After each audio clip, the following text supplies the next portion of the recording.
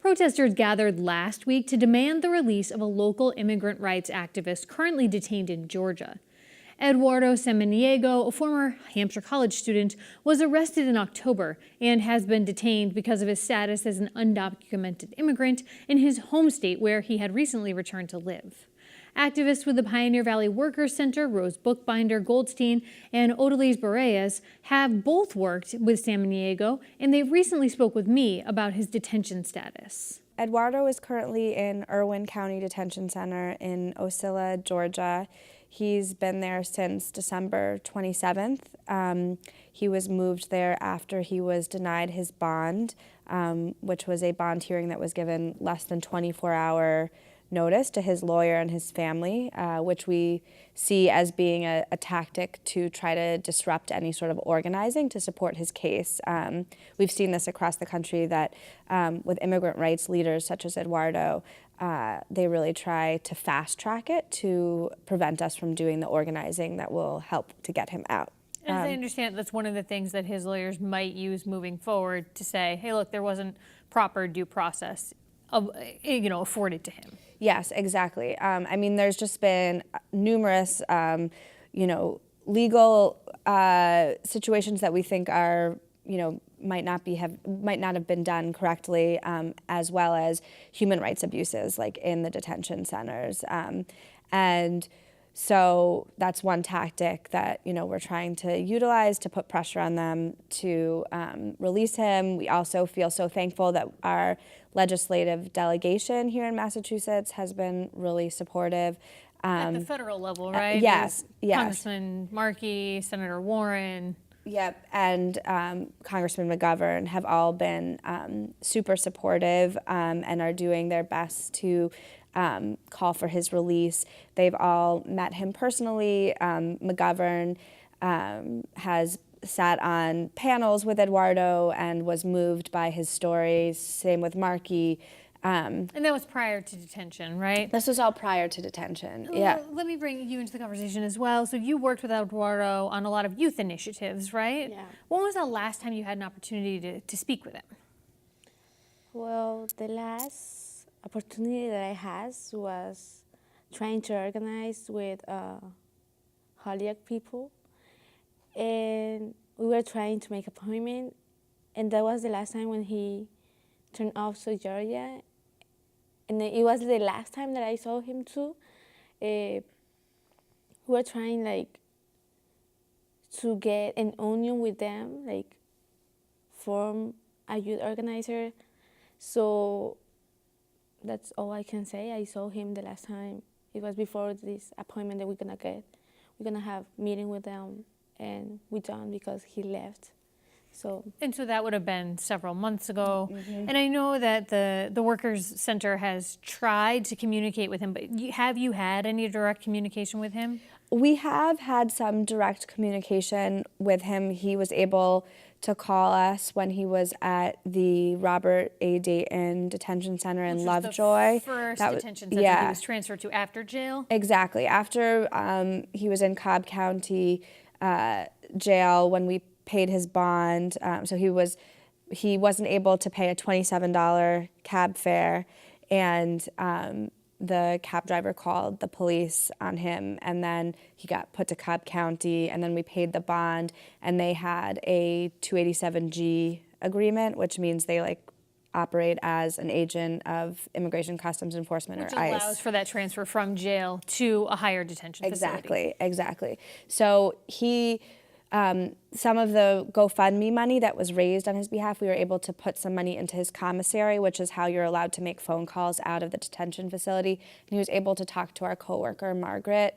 for just a couple minutes, and then it got cut off. And we don't really, it was very limited communication. So one of the reasons that you came to know Eduardo is because he ended up coming from Georgia, where he had gone to high school and been living, and attending Hampshire College. Yeah. What was the nature of his activist work here in the region? Yeah, so he had been doing immigrant rights work in Georgia. He came to Western Mass, and we were lucky to kind of have him find a home within the Workers' Center. He'd already been doing this work, but settled into helping to really organize the youth within the Workers' Center, and that was through when we thought the DREAM Act was going to potentially pass last year, and we organized, that was one of the first big events we organized together with Eduardo, was right when it came down from Trump that they were gonna cancel DACA. And so we had already planned, we knew that was coming, and so Eduardo's brilliant mind, his organizing mind said, let's pull together already, knowing on December 8th that that was gonna happen, let's have a plan to have all the youth come together. And so we had this meeting scheduled, and then at the conclusion of the meeting, when we learned that it was canceled, we then had this big rally out in front. So that was like the main organizing, but he also was a tremendous advocate for the Safe Communities Act passing in Massachusetts, and really helped to make sure that that work was grounded in impacted community actually having a voice, because there's a lot of amazing, well-intentioned, nonprofits that want to support the Safe Communities Act, but they don't always involve like the immigrant community. So he was a champion of making sure that those are folks that are most impacted by legislation or by any sort of anything, that those voices are present.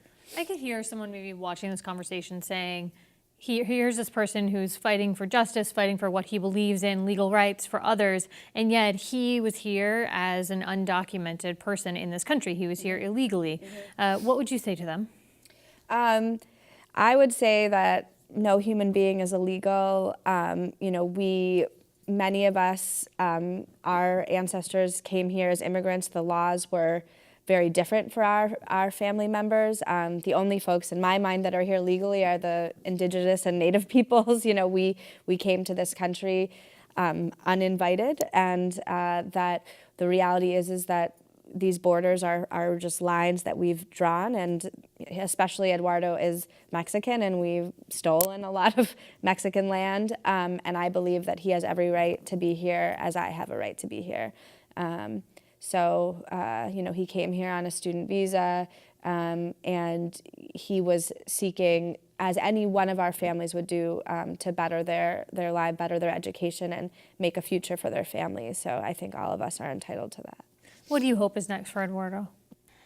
His liberation, because he's an amazing person, and I was listening to you when you told Rose what she can say to the people about Eduardo's status. And I mean, sometimes people get opportunities and they don't take it, but now as and legally person Eduardo is, I mean, he has to work so hard to get one scholarship, and I mean, honestly, not all the people get a scholarship, just the people who work hard. So I know that sometimes we get opportunities and we don't take advantage of that. So Eduardo, he deserves to be, and he's a champion. He's so brave, so I can say that we love Eduardo, we love his work, and we want him to be free, because if he's not free, we are not free. And what happens next with the legal challenge?